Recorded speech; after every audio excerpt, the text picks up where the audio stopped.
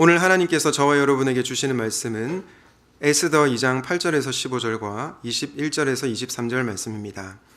한 절씩 교독하고 마지막 절은 함께 읽겠습니다. 왕의 조서와 명령이 반포되매 처녀들이 도성수산에 많이 모여 헤게의 수하에 나아갈 때에 에스더도 왕궁으로 이끌려가서 궁녀를 주관하는 헤게의 수하에 속하니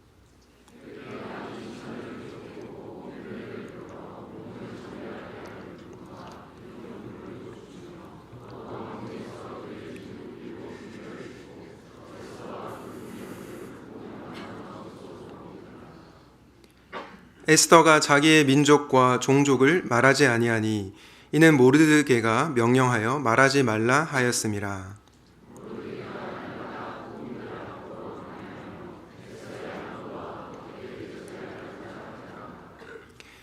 처녀마다 차례대로 아하수에로 왕에게 나아가기 전에 여자에 대하여 정한 규례대로 12달 동안을 행하되 6달은 몰약 기름을 쓰고 6달은 향품과 여자에게 쓰는 다른 물품을 써서 몸을 정결하게 하는 기한을 마치며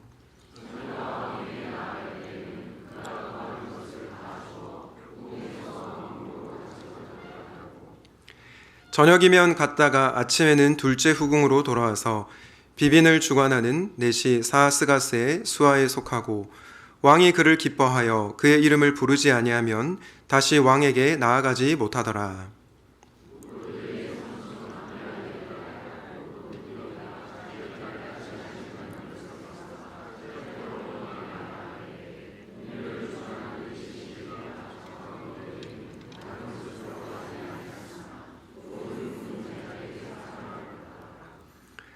모르드게가 대궐문에 앉았을 때에 문을 지키던 왕의 내시 빅단과 데레스 두 사람이 원한을 품고 아하수에로 왕을 암살하려는 음모를 꾸미는 것을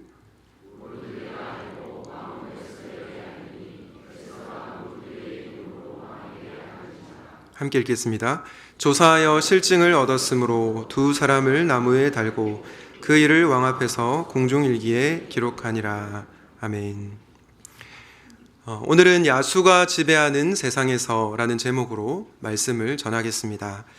지난주 사부 예배 때 에스더 1장 말씀을 전했는데요. 앞으로 당분간 에스더 말씀을 여러분과 함께 나누고자 합니다. 에스더 1장의 내용을 간단히 요약하고 2장으로 들어가도록 하겠습니다. 1장 말씀에 보면 페르시아 제국의 왕인 아하수에로 왕이 등장합니다. 이 왕은 술 잔치를 즐겨 버린 왕이었습니다. 얼마나 즐겼냐면 무려 180일, 즉 6개월간을 술 파티를 벌인 그런 왕이었습니다. 왕이 술을 마시고 기분이 좋아지자 왕후 와스디를 이 술잔치에 나오라고 합니다. 왕이 자기 아내를 내세우면서 과시를 하고 싶었던 거죠. 왕은 왕후를 사랑한 것이 아니라 그녀를 그저 소유물 혹은 놀이개처럼 취급을 했던 것입니다. 하지만 왕후는 이 명령을 거부하고요. 술에 취한 아하수에로 왕은 분노하게 됩니다. 그리고 신하들의 조언에 따라 이 왕후를 폐위시키는 칙령을 내립니다. 여기까지가 에스더 1장의 내용인데요. 많은 성도님들이 이 1장 말씀을 묵상하면서 도대체 이 본문에서 하나님은 어디에 계시는가? 라는 질문을 하게 됩니다. 왜냐하면 술 파티를 벌인 왕이 왕후를 폐위시켰다.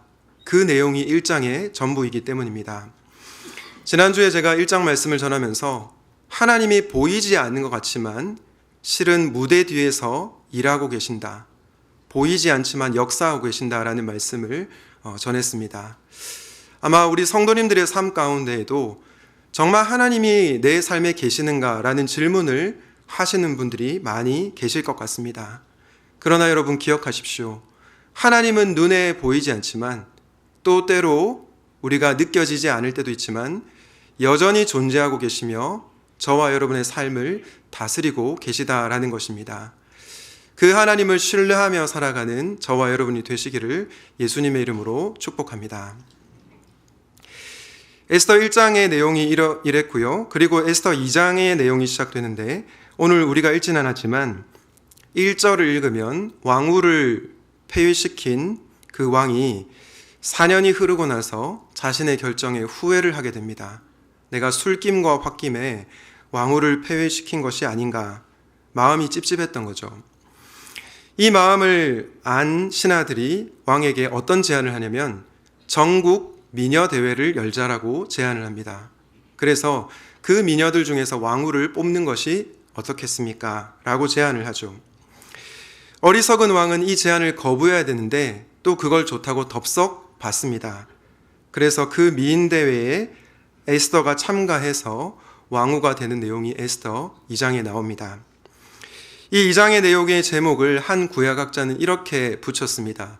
야수와 미녀. 미녀와 야수. 여러분 좀 공감이 되시는지요? 저는 공감이 많이 되었습니다.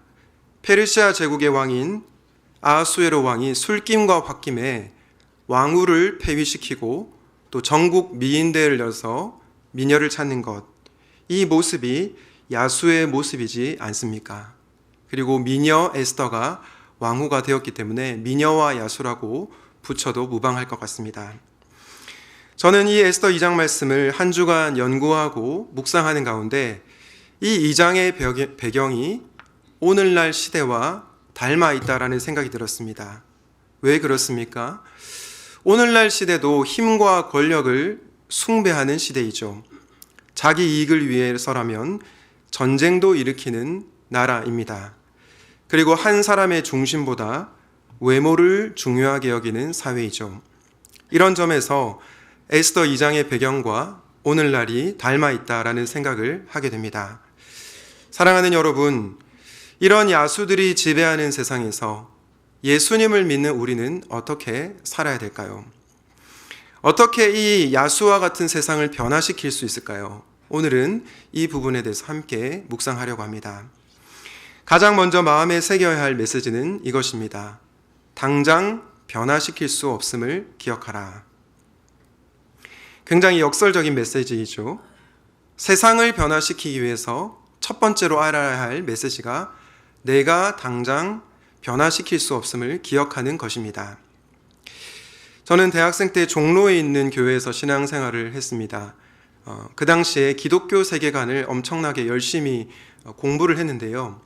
기독교 세계관을 배우면서 이 세상을 변화시키고 싶은 원대한 꿈과 비전이 생겼습니다.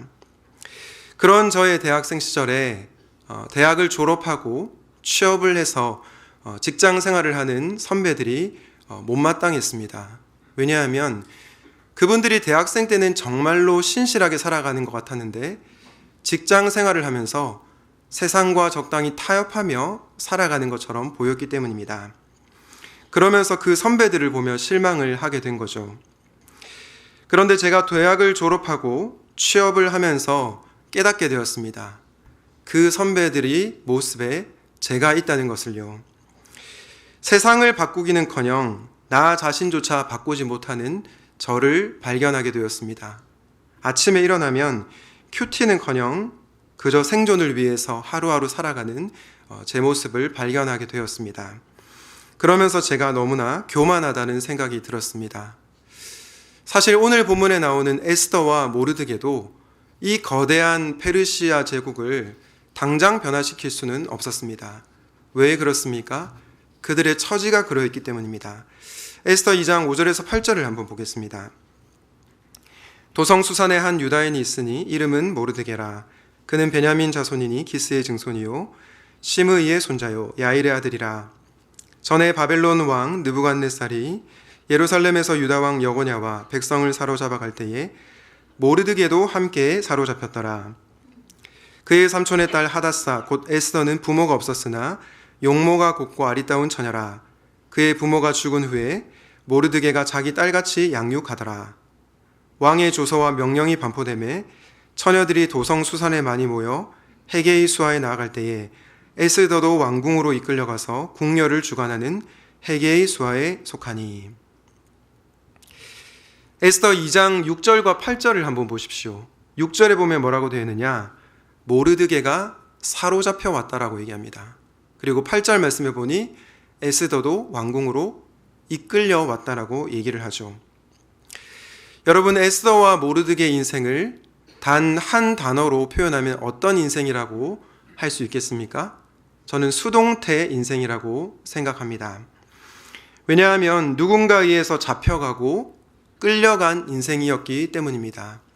그런 그들이 당장 페르시아 제국을 변화시킬 수 없었다라는 것입니다. 이런 그들이 어떻게 아수르의 왕을 마음을 바꾸고 또 제국을 무너뜨릴 수 있었겠습니까? 힘이 없는 그들이 당장 할 수 있는 거라고는 아무것도 없었던 것입니다. 그런데 여러분, 세상을 당장 바꿀 수 없다는 것을 알 때 우리는 체념하며 살아야 될까요? 그렇지는 않습니다. 체념하기보다 하나님의 때를 기다려야 합니다. 그리고 때가 되었을 때 나서면 되는 것이죠. 작년 열방예생 강사셨던 조샘 선교사님에게 한 청년이 강의 후에 질문을 했습니다. 선교사님, 불의한 직장 문화를 어떻게 변화시킬 수 있습니까? 내가 처한 현실이 너무나 답답합니다. 그때 조샘 선교사님께서 당장 바꿀 수 없지만 하나님의 때를 기다려라 라고 답변하셨던 기억이 납니다. 저는 이것이 굉장히 지혜로운 답변이라고 생각을 합니다. 사랑하는 성도님 여러분, 혹시 여러분의 가정이 바뀌지 않아서 답답하십니까? 직장의 문화가 여전히 바뀌지 않아서 괴롭습니까? 이 땅의 교회가 너무나 타락한 것 같아서, 또 이 나라에 전쟁과 분쟁이 가득한 것 같아서 고통스럽습니까? 그 마음을 충분히 이해를 합니다. 왜냐하면 저도 그런 생각이 들 때가 너무나도 많기 때문입니다. 그러나 여러분, 오늘 에스더 2장 말씀을 통해 기억하십시오. 내가 당장 변화시킬 수 없다는 것을요. 그리고 우리는 하나님의 때를 기다려야 합니다. 저는 이것이 겸손한 신자의 자세라고 생각합니다. 바라기는 당장 내가 뭔가 바꿀 수 있다는 생각을 내려놓고 그분의 때를 기다리는 겸손한 성도님들 되시기를 예수님의 이름으로 축원드립니다. 야수가 다스리는 이 세상을 그리스도인이 어떻게 살아야 할지를 나누고 있습니다. 두 번째로 우리는 어떻게 살아야 될까요? 바로 지혜와 은혜를 구하라입니다. 지혜와 은혜를 구하라. 에스더 2장 10절을 보겠습니다. 에스더가 자기의 민족과 종족을 말하지 아니하니 이는 모르드게가 명령하여 말하지 말라 하였음이라. 여러분, 에스더가 자신의 정체성을 밝히지 않고 있습니다. 자신이 유대인이라는 것을 밝히지 않습니다. 왜 그랬을까요? 그녀가 왕후가 되려는 욕망이 있어서 그런 것이었을까요? 어떤 학자들은 그렇게 해석을 합니다. 그런데 본문을 자세히 살펴보면 설득력이 없습니다. 왜냐하면 에스더는 이끌려 왔기 때문입니다. 왕후가 되기 위한 욕망을 가지고 자기 정체성을 밝히지 않은 것이 아니라는 말씀입니다. 그럼에도 불구하고 에스더가 자신의 민족과 종족을 말하지 않은 이유가 뭘까요? 왜 모르드게가 그런 조언을 했을까요? 그 이유는 딸처럼 키운 사촌 동생에 대한 염려 때문이었습니다. 유대인에 대한 적개심을 염려했기 때문에 지금은 때가 아니라는 것을 판단하게 된 것이죠. 그러므로 에스더가 자신의 정체성을 밝히지 않은 것은 지혜로운 행동이라 할 수 있습니다. 훗날 그녀가 죽으면 죽으리다 고백하며 왕 앞으로 나아간 것을 보게 될 때 에스더에게 때를 분별하는 지혜가 있었다는 것을 알게 됩니다. 그렇다면 여러분, 우리는 언제 멈춰야 하고 언제 나가야 할까요? 언제 침묵해야 하고 언제 말해야 할까요? 야고보 사도는 우리에게 어떻게 그것을 분별할 수 있는지를 가르쳐 줍니다. 우리 야고보서 1장 5절 말씀 함께 읽도록 하겠습니다. 시작.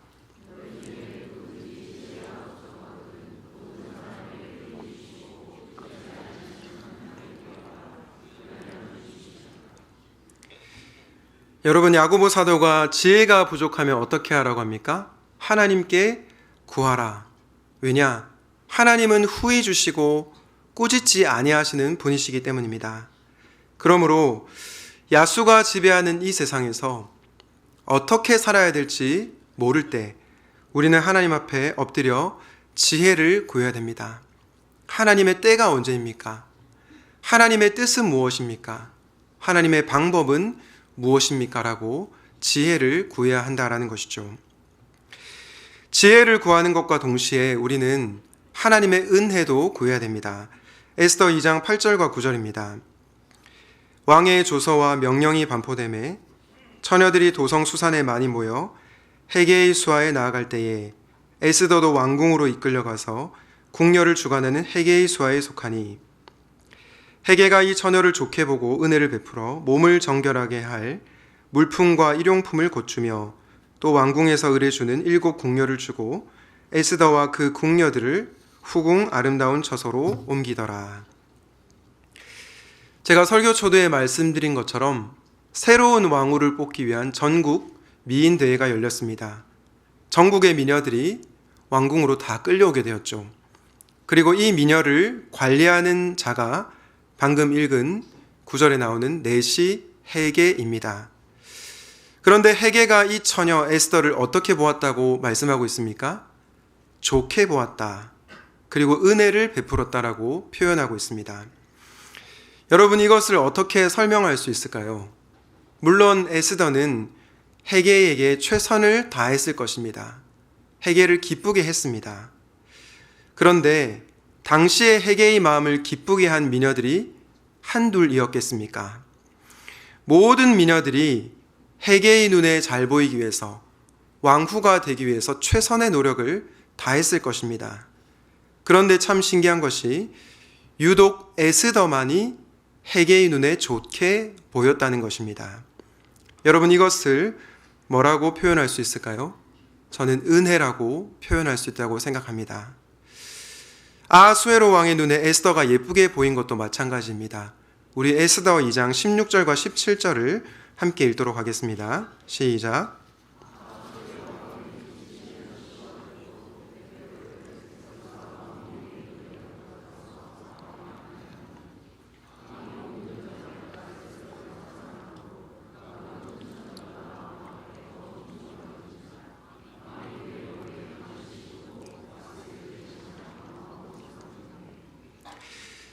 이 말씀 바로 앞구절에 보면 전국에서 모인 미녀들이 1년간 자신을 치장합니다.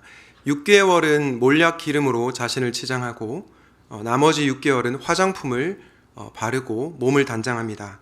그리고 나서 왕에게 1년 후에 나아갈 수 있게 되는데요.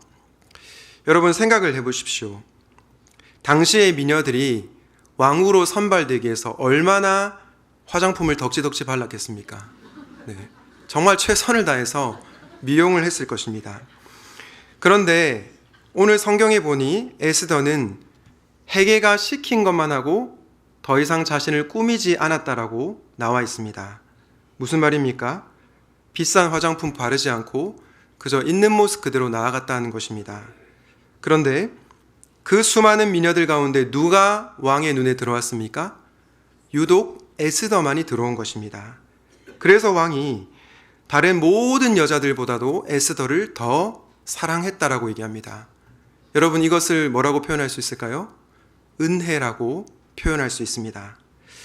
그러므로 우리는 야수가 지배하는 이 세상에서 하나님의 은혜를 구해야 하는 것입니다. 저는 전국 미녀대회를 오늘날로 치면 오디션 프로그램이라고 생각합니다. 오늘날 유행하는 오디션 프로그램 중에 어떤 프로그램이 있죠? 싱어게인 아십니까? 네, 싱어게인 프로그램을 들 수 있는데 2020년 싱어게인 오디션에서 가수 이승윤 씨가 우승을 차지했습니다. 이 이승윤 씨는 우리가 잘 아는 100주년 기념교회 담임 목사님이셨던 이재철 목사님의 아들이기도 합니다. 그런데 여러분, 이승윤 씨가 정말 노래만 잘해서 우승을 한 것일까요? 지혜롭게 곡 선정을 잘하고 전략을 잘 짜서 대중들과 심사위원들에게 어필한 것일까요? 물론 그런 부분도 있습니다. 하지만 당시에 참가했던 가수들 중에 이승윤 씨보다 훨씬 더 노래를 잘하는 사람도 많았고 전략을 잘 짠 사람도 많았습니다. 그럼에도 불구하고 이승윤 씨가 우승을 한 것이죠. 왜 우승을 했을까요? 당시에 이승윤 씨를 평가했던 심사위원이었던 작사가 김이나 씨의 말을 한번 보겠습니다. 뭘 다르게 해서 쇼크를 줘야지 했던 것보다 본인이 생각하는 멋있는 무대와 곡을 담담하게 가져왔다. 이승윤이라는 가수가 어떤 가수인지를 대중들에게 각인시킨 것 같다. 여러분, 김이나 씨가 왜 이승윤 씨를 좋게 보았습니까? 물론 실력도 좋고 전략을 잘 짰겠죠. 그런데 저는 이것 이외에 훨씬 더 중요한 이유가 있다고 봅니다. 그게 뭡니까? 바로 은혜인 것이죠. 세상 사람 헤게의 눈과 아하수에르 왕의 눈에 에스더가 아름답게 보였던 것처럼 김이나 씨와 많은 대중들에게 이승윤 씨가 매력적으로 보였던 것입니다. 이것을 저는 은혜라고 고백하고 싶습니다. 사랑하는 성도님 여러분, 야수가 다스리는 이 세상에서 우리가 살아남기 위하여 구해야 할 것은 지혜와 은혜입니다. 그런데 이 두 가지의 공통점이 있습니다. 그게 뭘까요? 모든 것이 하나님께로부터 온다라는 것입니다. 지혜도 하나님이 주시는 것이고 은혜도 하나님이 부어주셔야만 받을 수 있다라는 것입니다. 그러므로 우리가 구해야 할 것은 지혜와 은혜입니다. 바라기는 이 야수가 다스리는 세상 한복판에서 하나님의 지혜와 은혜를 구함으로 승리하는 저와 여러분이 되시기를 예수님의 이름으로 축원드립니다. 지금까지 저는 그리스도인이 야수가 다스리는 이 세상을 어떻게 살아가야 할지 또 변화시킬 수 있을지를 나누었습니다. 첫 번째가 뭐였죠? 당장 변화시킬 수 없음을 기억하라. 둘째는 뭐였습니까? 지혜와 은혜를 구하라. 마지막은 어떻게 살아야 될까요? 바로 마지막은 때를 기다리며 일상에 충실한 것입니다. 당장 내가 세상을 변화시킬 수 없기에 하나님의 때를 기다리는 것입니다. 그러나 그저 수동적으로 기다리는 것이 아니라 나의 일상의 자리에서 최선을 다하며 살아가는 것입니다.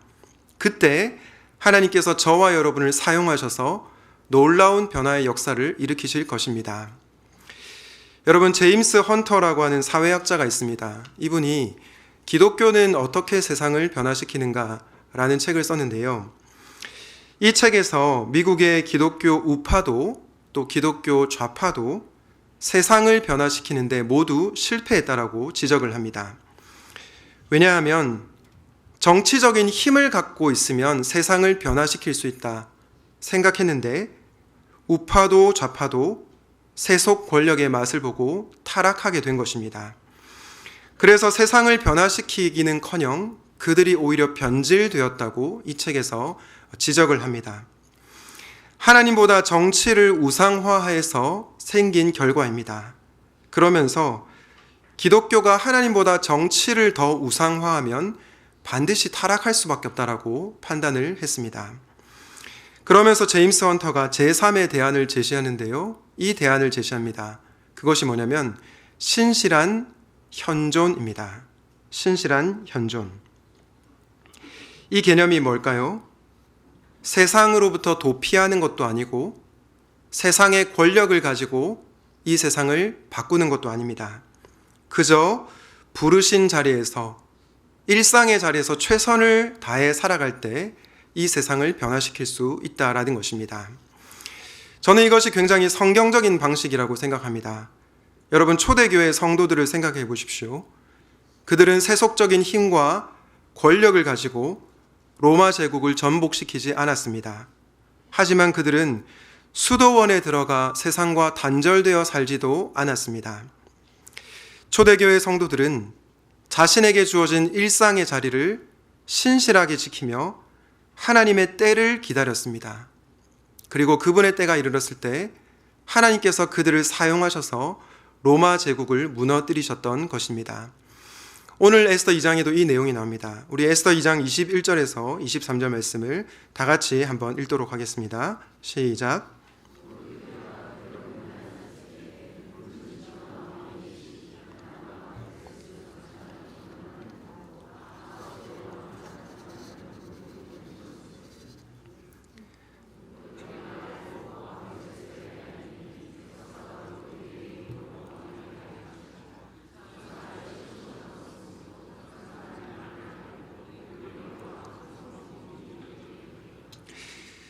21절 말씀을 다시 한번 보도록 하겠습니다. 21절 말씀에 보니까 모르드게가 뭘 하고 있습니까? 대궐문에 앉았을 때에, 대궐문에 가만히 앉아 있었다 이런 말이 아니고 그가 관직을 맡아서 일했다는 것입니다. 오늘날로 치면 공무원으로 일을 한 것입니다. 그런데 모르드게가 이 일상의 자리를 잘 지켰을 때 뭘 알게 되었습니까? 두 내시가 왕을 암살하려는 음모를 가지고 있다는 것을 알게 되었습니다. 그래서 모르드게가 왕후 에스더에게 이 소식을 알렸고 에스더는 왕에게 이 사실을 알렸습니다. 결국 음모는 밝혀지고 두 사람은 나무에 매달려 죽게 되었습니다. 이 사실이 왕이 보는 앞에서 궁중일기에 기록되었다라고 성경은 얘기하고 있습니다.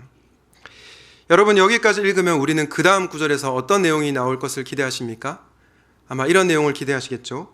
왕이 모르드게에게 보상하였더라. 네, 이런 내용을 기대할 것입니다. 그런데 우리의 기대와 예상과는 달리 모르드게는 아무런 보상을 받지 못했습니다.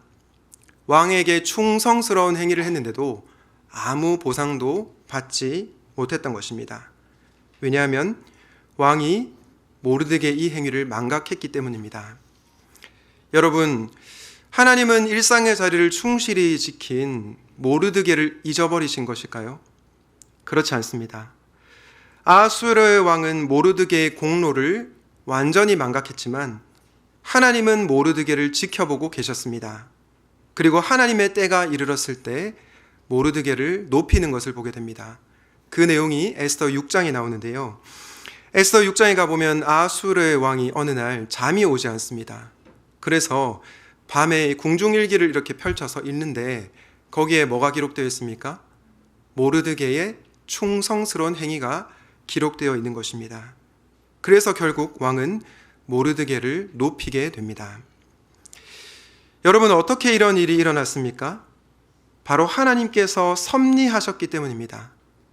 하나님께서 역사와 시간과 상황을 계속해서 다스리고 계셨다라는 것입니다. 그래서 에스더 2장에서 왕은 모르드게의 공적을 몰랐지만 6장에 이르러서야 깨닫게 된 것입니다. 하나님의 때가 이르자 변화가 일어나게 된 것입니다. 그러므로 우리는 하나님의 때를 기다리며 일상에 충실한 삶을 살아야 하는 것입니다. 여러분, 예레미야 29장에 보면 하나님께서 당신의 백성들을 향하여 내가 너희를 70년이 차면 돌아오게 하겠다라고 약속을 하십니다. 여기서 중요한 것은 몇 년이냐면 70년이라는 것입니다. 10년도 아니고 20년도 아니고 70년이라는 것입니다. 그런데 70년이 차면 반드시 내가 너희를 돌아오겠다라고 약속하십니다. 그러면서 당신의 백성들에게 이러한 명령을 내리시는데요. 우리 예레미야 29장 5절에서 7절 말씀을 다 함께 읽도록 하겠습니다. 시작.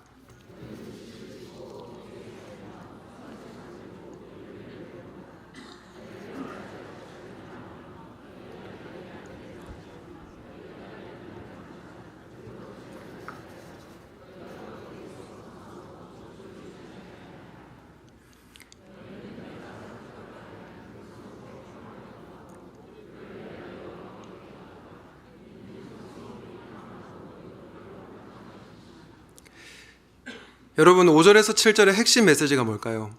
한 문장으로 요약하면 일상에 충실하라 라는 것입니다. 집을 짓고 사는 것, 텃밭을 만들고 열매를 먹는 것, 아내를 맞아서 자녀를 낳는 것, 성읍의 평안을 위하여 기도하는 것, 이 모든 것이 평범한 일상이라는 것입니다. 이렇게 평범한 일상에 충실할 때 하나님의 때가 이르면 변화가 일어날 것이다라고 약속하고 있다라는 것이죠. 하나님께서 지극히 평범한 일상에 최선을 다하는 자들을 사용하셔서 하나님의 때에 놀라운 변화를 일으키신다라는 것입니다. 제가 최근에 들은 말 중에 이런 말이 있습니다. 시차는 있지만 오차는 없다. 시차는 있지만 오차는 없다. 저는 이 말이 우리의 마음과 또 하나님의 시간표를 잘 알려주는 말이라고 생각합니다. 여러분, 우리 주변의 어려움이 해결되지 않으면 어떻습니까? 이 거대한 세상이 변화되지 않으면 어떻습니까? 무기력해지고 낙심하게 됩니다. 그리고 하나님께 따지게 되죠. 하나님, 왜 여전히 내 삶 가운데 변화가 없습니까? 왜 온 세계에서 전쟁이 일어나고 있습니까? 이런 질문을 우리는 당연히 할 수 있습니다. 그런데 여러분, 우리가 느끼기에 시차가 있을 수 있을지 모르더라도 하나님의 시간표에는 오차가 없다라는 것입니다. 아직 하나님의 때가 이르지 않았기에 우리 삶의 변화가 일어나지 않고 있다라는 것입니다. 하나님께서 이 땅을 다스리시지 않은 것이 아니라 아직 그분의 때가 이르지 않은 것입니다. 그러므로 우리가 해야 할 일은 그분의 때를 기다리며 나에게 주어진 일상의 자리를 소중하게 지키는 것입니다. 사랑하는 성도님 여러분, 우리 주 예수님도 그런 삶을 사셨습니다. 예수님께서 이 땅에 오셔서 바로 십자가를 지신 것이 아니지 않습니까? 그분은 평범한 몫으로 30년의 인생을 살아내셨습니다. 그리고 때가 이르렀을 때 십자가에서 죽으시고 부활하심으로 말미암아 우리의 구원을 완성하셨습니다. 하지만 몫으로 살았던 예수 그리스도의 평범한 그 인생이 결코 무가치하거나 헛되지 않았던 것입니다. 구원을 완성하기 위한 소중한 일상들이었던 것입니다. 그러므로 사랑하는 성도님 여러분, 만약 여러분들이 학생이라면 최선을 다해서 공부하시기 바랍니다. 여러분이 주부라면 가정일에 최선을 다하시기 바랍니다. 여러분이 회사원이라면 성실하게 일하시기 바랍니다. 여러분이 목자라면 목원을 위하여 기도하고 그들을 사랑으로 최선을 다해 돌보시기 바랍니다. 여러분이 목회자라면 말씀 준비에 최선을 다하고 기도하시기 바랍니다. 그리고 성도들을 사랑하시기 바랍니다. 그렇게 할 때 하나님께서 그분의 때에 놀라운 일을 행하실 것입니다.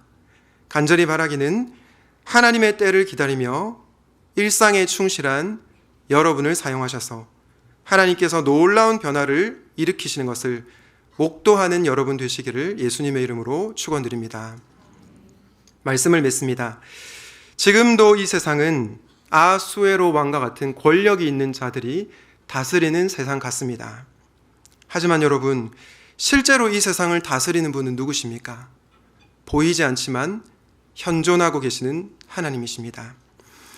그분은 무대에서 보이지 않는 것 같지만 무대 뒤에서 지금도 일하고 계십니다. 그리고 그분의 때가 이르렀을 때 반드시 하나님께서 놀라운 일을 행하실 것입니다.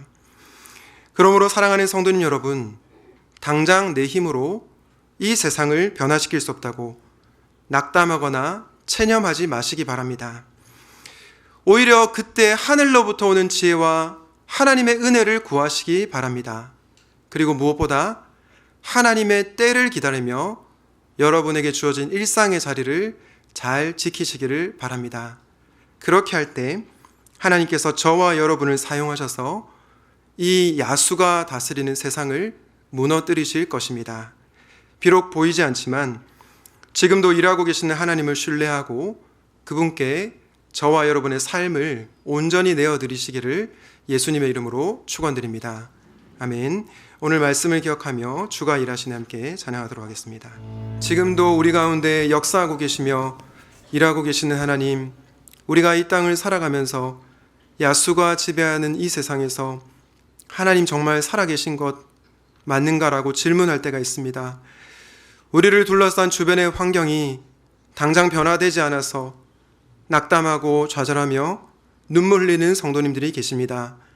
하나님, 그분들의 마음을 아시오니 오늘 이 시간 찾아가 위로하여 주시고 하나님께서 부어주시는 능력으로 일어서는 놀라운 은혜를 경험하게 하여 주시옵소서. 우리의 힘으로만 이 땅을 살아갈 수 없기에 하늘로부터 오는 지혜와 하나님께서 부어주시는 은혜를 공급받기를 원합니다. 이번 한 주 그 지혜와 은혜를 사모하는 성도님들 되게 하여 주시고 우리 인생이 내 힘으로 살아가는 것이 아니라 하나님의 은혜로 살아가는 것을 깨닫게 하여 주시옵소서. 하나님의 때를 기다리며 우리에게 주어진 일상의 자리를 성실하게 살아가기를 원합니다. 조급해하지 않게 하시고 하나님의 시간표에 오차가 없다는 것을 신뢰하게 하시며 우리가 일상의 자리에서 최선을 다하며 살아갈 때 하나님께서 그분의 때에 놀라운 일을 행하시는 것을 목도할 수 있도록 은혜를 더하여 주시옵소서. 이번 한 주도 말씀과 기도로 영적으로 깨어있게 하시고 우리의 삶을 지키시고 인도하시는 하나님과 함께 승리하는 믿음의 성도님들 모두 되게 하여 주시옵소서. 우리의 물질의 주인이 예수님이심을 고백하고 있는 그대로 돌려드립니다. 이 물질 사용하여 주셔서 하나님의 나라가 확장되게 하시고 주님의 몸된 교회가 더욱더 든든히 세워져 가게 하여 주시옵소서. 주 예수 그리스도의 은혜와 하나님의 사랑과 성령의 교통하심이 당장 내 힘으로 세상을 바꿀 수 없지만 하나님의 일하심을 신뢰하며 우리의 삶을 드리기를 원하는 모든 성도님들 가운데 지금부터 영원토록 함께 있을지어다. 아멘.